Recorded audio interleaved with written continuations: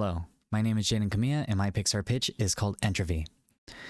Now, the world of Entravie involves a post apocalyptic landscape, which are mostly surrounded by what we call ruins, inhabitable places of land which are surrounded by monsters called stray.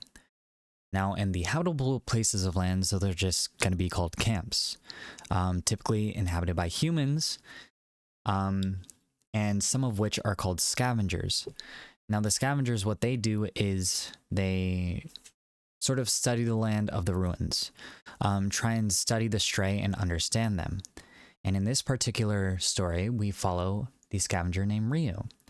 Her nickname is Queen of Matter because in battle she can physically control matter, but also she has an extremely resilient nature, mind over matter, right? And so in the ruins, Ryu is going to encounter a lot of stray. She's going to collect data on the stray, fight them, and give it back to the scientists. That way they can understand this virus, how certain enemies operate, and if there's any way of stopping them. As well as Ryu finds and rescues survivors. Now, in one particular instance, Ryu finds a broken, battered, bloody, terrified small girl, and this girl was originally supposed to be held captive by a hostage group.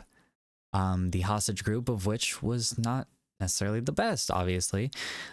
She was originally going to be trafficked.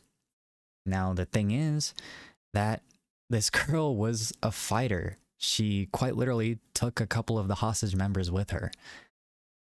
And Ryu found that intriguing.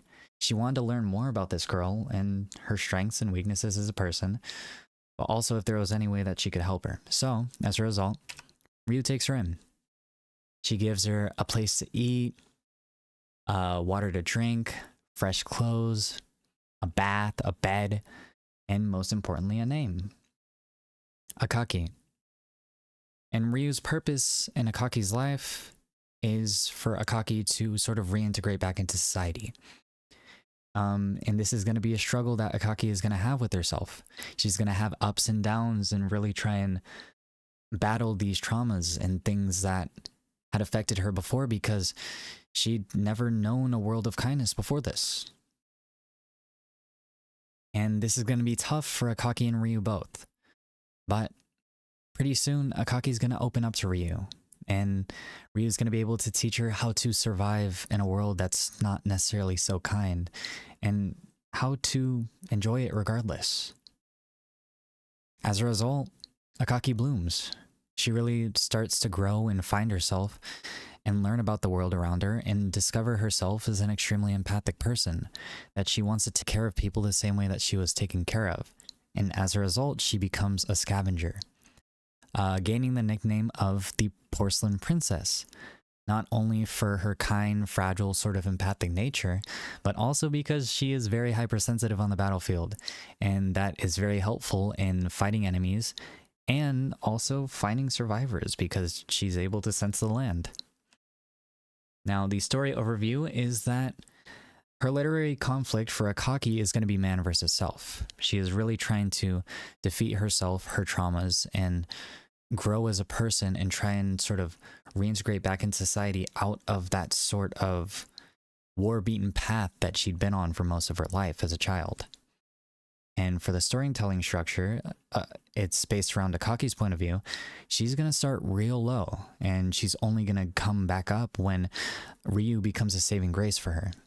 Now, while Akaki may realize that she's safe, she also realizes that she has to start to relearn how to live in a world that is just broken.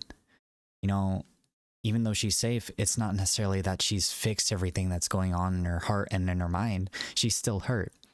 And so there's going to be this neutral point where she's kind of up and down between herself, and Ryu is also trying to help her. But in between this point, there's still growth irregardless. And when she finally finds herself and realizes that she wants to help people, then the graph will only grow, and Ryu and Akaki's relationship will grow as well. Such as the story too. So, thank you.